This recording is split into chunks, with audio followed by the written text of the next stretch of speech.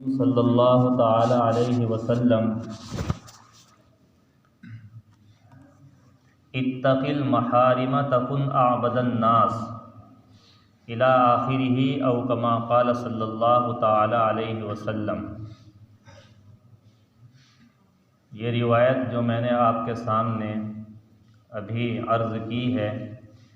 یہ حضرت ابو ہریرہ رضی اللہ تعالیٰ عنہ سے مروی ہے۔ وہ فرماتے ہیں کہ ایک مرتبہ نبی کریم صلی اللہ تعالیٰ علیہ وسلم ایک مجلس میں تشریف فرما تھے۔ صحابہ کرام کا آپ کے سامنے مجمع تھا۔ آپ نے صحابہ کرام سے معلوم کیا کہ 5 باتیں میں اس وقت تمہیں بتانے جا رہا ہوں، تم میں سے یہ بتاؤ کہ کون ان کو یاد رکھے گا اور ان پر عمل کرے گا اور دوسروں کو بتا کر ان سے بھی ان پر عمل کرائے گا۔ حضرت ابو ہریرہ رضی اللہ تعالیٰ عنہ فرماتے ہیں کہ میں نے کہا یا رسول اللہ، میں ان باتوں کو یاد بھی رکھوں گا، ان پر عمل کرنے کی کوشش بھی کروں گا اور ان باتوں کو دوسروں تک بھی پہنچاؤں گا۔ پھر آپ نے وہ 5 باتیں انگلیوں پر گن کر ارشاد فرمائی۔ ان میں سے ہر جملہ جوامع الکلم ہے، یعنی ہر کلمہ اور ہر جملہ اپنے اندر بڑی جامعیت رکھتا ہے۔ اللہ تعالیٰ اگر ہم کو ان باتوں پر عمل کی توفیق عطا فرما دے تو ہمارا سارا معاملہ ہی درست ہو جائے۔ نبی کریم صلی اللہ علیہ وسلم نے سب سے پہلا جملہ ارشاد فرمایا، اتق المحارم تکن اعبد الناس، جس کا مطلب یہ ہے کہ تم اپنے آپ کو ناجائز اور حرام کاموں سے بچاؤ تو تم لوگوں میں سب سے بڑے عبادت گزار بن جاؤ گے۔ نبی کریم صلی اللہ علیہ وسلم نے گویا کہ اس جملے کے ذریعے سے یہ حقیقت واضح فرما دی ہے کہ فرائض اور واجبات کی تعمیل کے بعد ایک مومن کے ذمے سب سے زیادہ اہم چیز اگر کوئی ہے تو وہ ناجائز اور حرام کاموں سے بچنا ہے۔ نفلی عبادات کا معاملہ بعد میں آتا ہے۔ ایک آدمی فرائض اور واجبات کو ادا کرنے کے بعد اگر اپنے آپ کو گناہوں سے بچا رہا ہے، چاہے وہ نفلی عبادتیں زیادہ نہ کر رہا ہو، تو یہ سمجھا جائے گا کہ یہ آدمی لوگوں میں سب سے بڑا عبادت گزار ہے۔ گویا کہ آپ نے، اللہ کے رسول نے اس جملے کے ذریعے سے ایک بہت بڑی غلط فہمی کا ازالہ فرمایا ہے۔ چونکہ ہم لوگ بسا اوقات نفلی عبادتیں تو بہت زیادہ کرتے ہیں، تلاوت کر رہے ہیں، نفلی نمازوں کا اہتمام کر رہے ہیں، ذکر اور تسبیح اور مناجات کا اہتمام کر رہے ہیں، لیکن ان سب کاموں کے کرتے ہوئے دوسری طرف گناہوں سے بچنے کا اہتمام ہمارے پیش نظر نہیں ہے۔ اس لیے بعض مرتبہ نوافل کا اہتمام کرتے ہوئے ہم لوگ بڑا نقصان اٹھاتے ہیں، کیونکہ اس کا مطلب تو یہ ہے کہ جو آدمی نوافل کا اہتمام کر رہا ہے، چاہے وہ نوافل نمازیں ہوں، چاہے نفلی روزے ہوں یا نفلی صدقات و خیرات ہوں، اور دوسری طرف وہ گناہ بھی کر رہا ہے، تو ان عبادتوں کے ذریعے ہمیں جو فائدہ حاصل ہونا چاہیے تھا، ان گناہوں کی وجہ سے وہ فائدہ حاصل نہیں ہو رہا ہے۔ ایک طرف نفلی عبادات کے ذریعے ہم نیکیوں کو جمع کر رہے ہیں اور دوسری طرف گناہوں کے ذریعے وہ نیکیاں ہمارے نامہ اعمال سے نکل رہی ہے۔ اس کی مثال تو بالکل ایسی ہی ہے کہ جیسے ہم کسی ایسے کمرے میں بیٹھے ہیں جہاں پر ایئر کنڈیشن لگا ہوا ہے، اے سی لگی ہوئی ہے۔ اب اگر ہم نے کمرے کا ایئر کنڈیشن تو چلا رکھا ہے، لیکن اس کو چلانے کے باوجود کمرے کے سارے دروازے اور کھڑکیاں کھول رکھی ہیں، جس کی وجہ سے کمرہ ٹھنڈا نہیں ہو پا رہا ہے، اور گرمی جو باہر کی ہے، حرارت کی جو شدت ہے وہ گویا کہ کمرے میں بھی آ رہی ہے۔ تو اسی طرح کا معاملہ یہ ہے کہ اگر آدمی نفلی عبادات کے ذریعے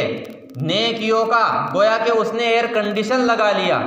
تلاوت کا ایئر کنڈیشن، ذکر و تسبیح کا، مناجات کا، نمازوں کا، خیرات کا، صدقے کا، ساری چیزوں کا اس نے ایئر کنڈیشن لگا لیا،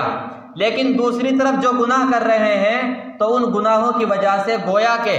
ان اعمال کی وجہ سے جو نیکیاں جمع ہو رہی تھی وہ نیکیاں نامہ اعمال سے نکل رہی ہیں۔ اس لیے سب سے زیادہ آدمی نوافل کا زیادہ اہتمام نہ کرے، اس سے بڑھ کر چیز یہ ہے کہ آدمی اپنے آپ کو ناجائز اور حرام کاموں سے بچائے۔ اسی لیے نبی کریم صلی اللہ علیہ وسلم کی خدمت میں دو عورتوں کا ذکر کیا گیا۔ اللہ کے رسول کی مجلس میں دو عورتوں کا ذکر کیا گیا۔ یا رسول اللہ، ایک عورت ایسی ہے جو رات بھر نمازیں پڑھتی ہے، تہجد کا اہتمام کرتی ہے، دن بھر روزہ رکھتی ہے، لیکن اس کی حالت یہ ہے کہ آس پاس میں رہنے والے جو پڑوسی ہیں اور پڑوسن ہیں وہ اس کی زبان سے اور اس کی تکلیف سے محفوظ نہیں ہے، وہ انہیں تکلیفیں پہنچاتی ہے۔ بظاہر وہ دیکھنے میں بہت بڑی پرہیزگار اور عبادت گزار نظر آتی ہے، لیکن وہ دوسروں کو تکلیف پہنچاتی ہے۔ اور اس کے مقابلے میں ایک عورت ایسی ہے جو نوافل کا تو زیادہ اہتمام نہیں کرتی، فرائض اور واجبات کی پابندی کرتی ہے، لیکن گناہوں سے اپنے آپ کو بچاتی ہے، زبان سے کسی کو تکلیف نہیں پہنچاتی، اور اس کے پڑوسی اور اس کے جاننے والے رشتہ دار تعلق والے سب اس سے خوش ہو رہتے ہیں۔ تو بتائیے ان دونوں عورتوں میں سے کون سی عورت افضل ہے؟ آپ نے فرمایا کہ یہ دوسری عورت اس پہلے والی عورت سے زیادہ افضل ہے،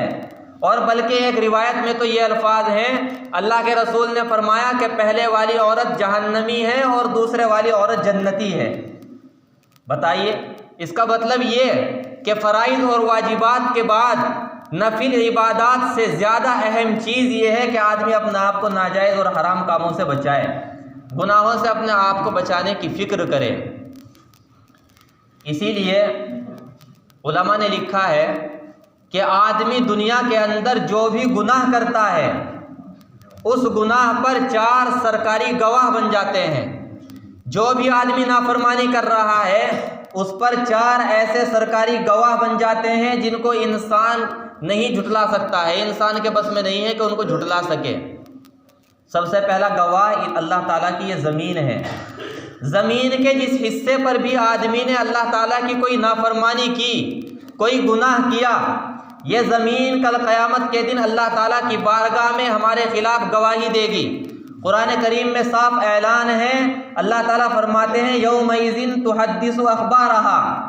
جس دن زمین اپنی خبریں بیان کرے گی، یعنی اللہ تعالیٰ پوچھیں گے زمین سے کہ تیری پیٹھ پر جتنے بسنے والے انسان تھے ان انسانوں نے تیری پیٹھ پر کس انسان نے کون سا برا کام کیا یا کس نے کون سی نیکی کی۔ زمین اپنی ساری خبریں بیان کرے گی اللہ تعالیٰ کی بارگاہ میں، جس نے نیک کام کیا ہوگا اس کے بارے میں بھی بتائے گی، جس نے برا کام یا گناہ کیا ہوگا اس کے بارے میں بھی وہاں پر بتائے گی۔ یہ ایسا گواہ ہے جس کو انسان نہیں جھٹلا سکتا ہے۔ اسی طرح دوسرا گواہ وہ فرشتے ہیں جو انسان کے دونوں شانوں پر، دونوں کندھوں پر مقرر ہے۔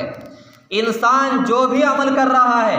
وہ اچھا کر رہا ہے یا برا کر رہا ہے، اس کی ہر حرکت کو اللہ تعالیٰ کی طرف سے مقررہ فرشتے نوٹ کر رہے ہیں، لکھ رہے ہیں، اور یہ کل قیامت کے دن ہمارے خلاف گواہی دیں گے۔ اللہ تعالیٰ قرآن کریم میں فرماتے ہیں کرامن کاتبین یعلمون ما تفعلون، کہ کرامن کاتبین 2 فرشتے تم جو بھی کام کر رہے ہو وہ ان کو لکھ رہے ہیں، ان کو نوٹ کر رہے ہیں، اور قیامت کے دن اللہ تعالیٰ کی بارگاہ میں وہ گواہی دیں گے۔ اسی طرح تیسرا گواہ انسان کا خود اپنا اعمال نامہ ہوگا جو اس کے خلاف تیار کیا جا رہا ہے۔ قرآن شریف میں اللہ تعالیٰ نے اس کی صاف صراحت فرمائی ہے کہ قیامت کے دن ایک ہوا چلے گی۔ مفسرین نے لکھا ہے کہ قیامت کے دن ایک ہوا چلے گی، اس ہوا کا اثر یہ ہوگا کہ تمام لوگوں کے اعمال نامے ان کے ہاتھوں میں آ جائیں گے۔ جس کا اعمال نامہ صحیح اور درست ہوگا، اس نے فرما برداری کی زندگی گزاری ہوگی، اس کا اعمال نامہ اس کے دائیں ہاتھ میں ہوگا، اور جس نے نافرمانی کے ساتھ زندگی گزاری ہوگی اس کا نامہ اعمال اس کے بائیں ہاتھ میں ہوگا۔ اور پھر جب وہ اعمال نامہ انسان کھولے گا اور اس کو پڑھے گا، اس کو دیکھے گا، قرآن کریم میں اللہ فرماتے ہیں تو انسان اس وقت افسوس سے کہے گا ما لہذا الکتاب لا یغادر صغیرۃ ولا کبیرۃ الا احصاها، کہ میرے اس اعمال نامے کو کیا ہوا؟ میں نے دنیا میں جو بات محض مذاق اور دل لگی کے لیے کی تھی وہ بھی اس میں درج کی ہوئی ہے اور لکھی ہوئی ہے۔ یعنی چھوٹی سے چھوٹی بات اور بڑی سے بڑی بات، ہر تمام باتیں اور تمام اعمال انسان کے اس کتاب میں اعمال نامے میں لکھے ہوئے ہوں گے، درج ہوں گے۔ چنانچہ اس کو قیامت کے دن کھول کے انسان کے سامنے رکھ دیا جائے گا، لوگ ڈریں گے۔ وَوُضِعَ الْكِتَابُ فَتَرَى الْمُجْرِمِينَ مُشْفِقِينَ، جب اعمال نامے کھولے جائیں گے، کتاب کھولی جائے گی تو تمام انسان اس کتاب کو دیکھ کر کے ڈریں گے، کانپ جائیں گے، پتہ نہیں میرا اعمال نامہ کیسا ہوگا۔ اور چوتھا گواہ جو انسان کے اعمال پر مقرر ہے، وہ انسان کا خود اپنے بدن کے اعضاء ہوں گے۔ اللہ تعالیٰ قرآن کریم میں فرماتے ہیں الْيَوْمَ نَخْتِمُ عَلَىٰ أَفْوَاهِهِمْ وَتُكَلِّمُنَا أَيْدِيهِمْ وَتَشْهَدُ أَرْجُلُهُمْ بِمَا كَانُوا يَكْسِبُونَ، کہ آج قیامت کا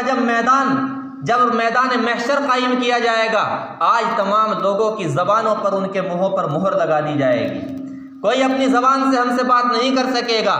آج اگر بات کریں گے تو انسان کے ہاتھ ہم سے بات کریں گے، انسان کے پیر ہم سے بات کریں گے، انسان کی آنکھیں، اس کے کان اور اس کے جسم کے سارے اعضاء ہم سے بات کریں گے۔ اعضاء خود بول کر کے بتائیں گے کہ اس انسان نے مجھ کو آپ کی نافرمانی میں کہاں استعمال کیا ہے، میرے ذریعے اس نے کون سا گناہ کیا تھا۔ ہاتھ خود بتائے گا کہ اس نے مجھ کو فلاں وقت میں نامحرم کو چھونے کے لیے استعمال کیا تھا، فلاں وقت میں ہاتھ کو کسی کو تکلیف دینے کے لیے استعمال کیا تھا، کسی کی چوری میں استعمال کیا تھا، کسی کے مال کو غصب کرنے میں استعمال کیا تھا۔ تمام اعضاء انسان کے خلاف گواہی دیں گے، زبان سے کوئی بول نہیں سکے گا۔ یہ چار ایسے گواہ ہیں جو انسان کے اعمال پر مقرر ہیں دنیا کے اندر، اور یہ ایسے سرکاری گواہ ہیں من جانب اللہ کہ ان کو انسان جھٹلا نہیں سکے گا۔ انسان کی تمام حرکتیں نوٹ ہو رہی ہے۔ چنانچہ آدمی گناہ کرنے سے پہلے یہ بات سوچے کہ ہم جس پروردگار کا رزق کھا رہے ہیں، جس پروردگار کی نعمتوں میں ہم صبح سے شام تک اور 24 گھنٹے پل رہے ہیں، اور وہ پروردگار ہمارے اوپر اس کے انعامات ہے، تو ہمیں کیا حق پہنچتا ہے کہ ہم اس کی نافرمانی کریں، ہم گناہ کریں؟ ہمیں کوئی حق نہیں پہنچتا۔ اللہ رب العزت کی اتنی نعمتوں میں ہم صبح سے شام تک ڈوبے ہوئے ہیں جن کو ہم شمار نہیں کر سکتے ہیں۔ آپ غور کیجئے، اگر اللہ تعالیٰ ہمیں آنکھیں نہ دیتے تو ہم اندھے ہوتے، اللہ تعالیٰ ہمیں زبان نہ دیتے، قوت گویائی نہ دیتے تو ہم گونگے ہوتے، اللہ تعالیٰ ہمیں سماعت نہ دیتے تو ہم بہرے ہوتے، اللہ تعالیٰ ہمیں دماغ نہ دیتے تو ہم پاگل ہوتے، اللہ تعالیٰ ہمیں عزت نہ دیتے تو ہم ذلیل و خوار ہوتے، اللہ تعالیٰ ہمیں صحت نہ دیتے ہم بیمار ہوتے۔ یہ جو آج عزتوں بھری زندگی ہم دنیا کے اندر گزار رہے ہیں، یہ اسی پروردگار کا رحم و کرم اور فضل و کرم ہے۔ اس لیے گناہ کرنے سے پہلے آدمی سوچے کہ کس پروردگار کی نافرمانی کر رہا ہے۔ ایک صاحب حضرت ابراہیم ابن ادہم رحمۃ اللہ علیہ، بہت پائے کے بزرگ گزرے ہیں، آپ نے نام سنا ہوگا۔ ایک نوجوان ان کے پاس میں آیا اور آ کر کے کہنے لگا، حضرت میں بار بار گناہ کرتا ہوں، مجھ سے گناہ ہوتے ہیں اور اللہ تعالیٰ کے عذاب کا ڈر بھی لگتا ہے کہ گناہوں کی وجہ سے اللہ تعالیٰ مجھے عذاب دیں گے، لیکن پھر گناہوں کا مرتکب ہو جاتا ہوں، توبہ کرتا ہوں پھر گناہوں کا مرتکب ہو جاتا ہوں، تو ڈر بھی لگتا ہے اور گناہ بھی کر رہا ہوں۔ آپ مجھے کوئی ایسا طریقہ بتا دیجئے کہ میں گناہ بھی کرتا رہوں اور اللہ تعالیٰ کے عذاب سے بھی بچ جاؤں۔ حضرت ابراہیم ابن ادہم رحمۃ اللہ علیہ نے کہا کہ میں تمہیں ایسا طریقہ بتا سکتا ہوں۔ اب وہ ذرا سنبھل کے بیٹھا اور سننے کے موڈ میں آیا کہ اگر کوئی ایسا طریقہ ہے تو حضرت مجھے بتائیں گے۔ حضرت ابراہیم ابن ادہم رحمۃ اللہ علیہ نے سب سے پہلی تجویز اس کے سامنے یہ پیش کی کہ تم ایک کام کرو، جب تم گناہ کرنے کا خیال تمہارے دل میں آتا ہے تو گناہ کرتے وقت اللہ تعالیٰ کی نظروں سے اوجھل ہو جایا کرو، جہاں پر اللہ تعالیٰ کی نظر نہ پڑے وہاں جا کر کے گناہ کر لیا کرو۔ کہنے لگا، حضرت یہ کیسے ممکن ہے کہ اللہ تعالیٰ کی نظر مجھ پر نہ پڑے؟ اللہ تعالیٰ تو ہر جگہ حاضر و ناظر ہے، ہر جگہ ہر چیز دیکھ رہے ہیں، یہ کیسے ممکن ہے؟ حضرت نے فرمایا، پھر دوسری تجویز یہ ہے کہ تم ایک کام کیا کرو، اللہ تعالیٰ کا رزق کھانا بند کر دو، اور جب اللہ تعالیٰ قیامت میں پوچھیں گے تو وہاں پر کھڑے ہو کر اللہ کے سامنے کہہ دینا کہ میں نہ تمہارا کھاتا تھا اور نہ تمہاری بات مانتا تھا۔ کہ حضرت یہ کیسے ممکن ہے؟ اگر میں رزق نہیں کھاؤں گا تو میں زندہ کیسے رہوں گا؟ یہ بھی بات نہیں چل سکتی۔ حضرت نے تیسری تجویز پیش فرمائی کہ پھر ایسا کرو، یہ زمین اور آسمان اور درمیان کا جتنا حصہ ہے یہ سب اللہ تعالیٰ کا ملک ہے، اللہ تعالیٰ کی بادشاہت میں ہیں، لہٰذا کسی کی بادشاہت میں رہتے ہوئے اس کی بادشاہی میں اس کی نافرمانی کرنا یہ اچھی بات نہیں ہے۔ تم اس زمین و آسمان کو چھوڑ کر کسی ایسی جگہ چلے جاؤ جہاں اللہ تعالیٰ کی ملکیت نہ ہو، اس کی بادشاہت نہ ہو۔ وہ جوان کہنے لگا کہ حضرت یہ بھی ممکن نہیں ہے، سب جگہ تو اللہ تعالیٰ کی بادشاہت ہے۔ حضرت نے چوتھی تجویز پیش فرمائی کہ اچھا تم ایک کام کرو کہ جب ملک الموت تمہاری روح قبض کرنے کے لیے آئیں گے تو اس وقت انہیں کہہ دینا کہ تھوڑا سا انتظار کر دو، میں توبہ کر لیتا ہوں، توبہ کرنے کے بعد میں میری روح قبض کر لینا۔ کہ حضرت وہاں تو انتظار کا تصور ہی نہیں ہے، وہاں تو پہلے سے بتلایا نہیں جاتا، یہ کیسے ممکن ہے؟ اذا جاء اجلهم فلا يستأخرون ساعة ولا يستقدمون، جب کسی کا وقت متعین آ جاتا ہے تو پھر ایک لمحہ نہ آگے ہوتا ہے نہ پیچھے ہوتا ہے، اسی عین وقت میں اس کی روح قبض ہوتی ہے۔ حضرت نے پانچویں تجویز پیش فرمائی کہ اچھا ایسا کرو، جب تم قبر میں پہنچو گے تو منکر نکیر جو تمہارے پاس سوالات لے کر کے آئیں گے، تم سے سوال کریں گے، تو ان سے یہ کہہ دینا کہ دنیا میں ہم نے دیکھا ہے کہ دنیا میں معاملہ یہ تھا کہ لوگ دروازوں پر لکھ کر لگا دیتے ہیں کہ نو ایڈمیشن وداؤٹ پرمیشن، کہ بغیر اجازت کے اندر آنا منع ہے، لوگ دنیا میں لکھ کر کے لگا دیتے ہیں، لہٰذا تم بغیر اجازت کے میرے پاس میں کیسے آ گئے؟ کہ حضرت وہاں تو یہاں بھی اللہ کی بادشاہت، وہاں بھی اللہ کی بادشاہت ہے، یہ کیسے ممکن ہے کہ میں ان کو منع کر دوں؟ کہ پھر اچھا ایک کام کر لینا، جب قیامت میں اللہ تعالیٰ کے سامنے کھڑے ہوں گے، اللہ تعالیٰ کہیں گے کہ اس نے ہماری نافرمانی کی ہے لہٰذا اس کو جہنم میں لے جاؤ، تو فرشتے جب جہنم میں لے جانے کی ضد کریں گے تو تم بھی ضد کر کے کھڑے ہو جانا کہ میں تو جہنم میں نہیں جاؤں گا۔ کہ حضرت یہ کیسے ہو سکتا ہے؟ تو حضرت نے اب دیکھا کہ اب لوہا نرم ہو چکا ہے، اب اس پر چوٹ مارنے کا وقت ہے، تو حضرت نے اس جوان سے فرمایا کہ پھر جب کچھ بھی نہیں ہو سکتا ان ساری چیزوں میں سے، تو اے نوجوان پھر تو اس پروردگار کی نافرمانی کیوں کرتا ہے؟ جب تجھے پتا ہے تو جو کرتا ہے چھپ کر اہل جہاں سے، کوئی تو دیکھتا ہے تجھے آسماں سے۔ جب تجھے پتا ہے کہ تو جہاں بھی گناہ کرے گا پروردگار وہاں موجود ہے، تو اس کی نظروں سے چھپ نہیں سکتا، اور وہ ایک ایک پائی کا تجھ سے قیامت میں حساب لے گا، تو تم کیسے اس کی نافرمانی پر آمادہ ہو جاتے ہو؟ اس نوجوان نے فوراً توبہ کی کہ حضرت آج سے میں توبہ کرتا ہوں کہ آج کے بعد میں کوئی گناہ نہیں کروں گا۔ تو یہ ہے ہمارے لیے آسان راستہ، یہی ہے کہ ہم اپنی جو گزری ہوئی زندگی ہے، جو نافرمانی کی زندگی ہے، اس سے توبہ کر کے اپنے آپ کو صحیح راستے پر لائیں،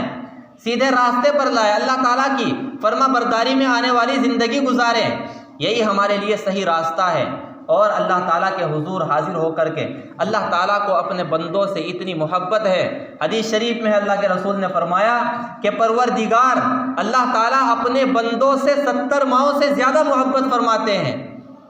اللہ تعالیٰ ساری عمر اگر کوئی نافرمانی کر رہا ہے، اللہ تعالیٰ اس کے منتظر رہتے ہیں کہ کبھی نہ کبھی میرا بندہ آئے گا، میرے در پر آ کر کے اپنے گناہوں کی معافی کی بھیک مانگے گا، تو میں اس کو فوراً معاف کر دوں گا۔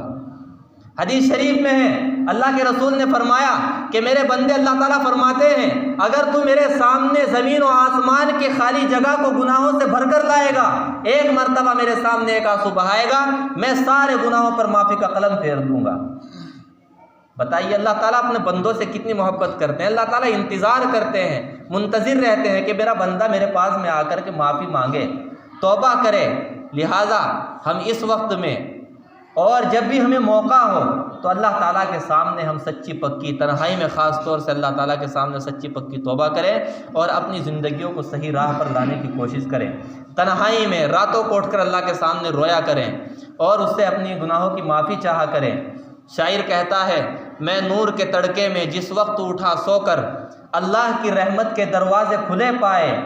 آتی تھی صدا پہم جو مانگنے والا ہو، ہاتھ اپنی عقیدت میں آگے میرے پھیلائے، جس کو گناہوں سے بخشش کی تمنا ہو، وہ اپنے گناہوں کی کثرت سے نہ گھبرائے، میں مائل بخشش ہوں وہ مائل توبہ ہوں، میں رحم سے بخشوں گا وہ شرم سے پچھتائے، یہ سن کے ہوئے جاری آنکھوں سے میری آنسو، قسمت ہے محبت میں رونا جسے آ جائے، آقائے گدا پرور سائل ہوں تیرے در کا، میں اور تو کیا مانگوں بس تو ہی مجھے مل جائے۔ وآخر دعوانا الحمدللہ رب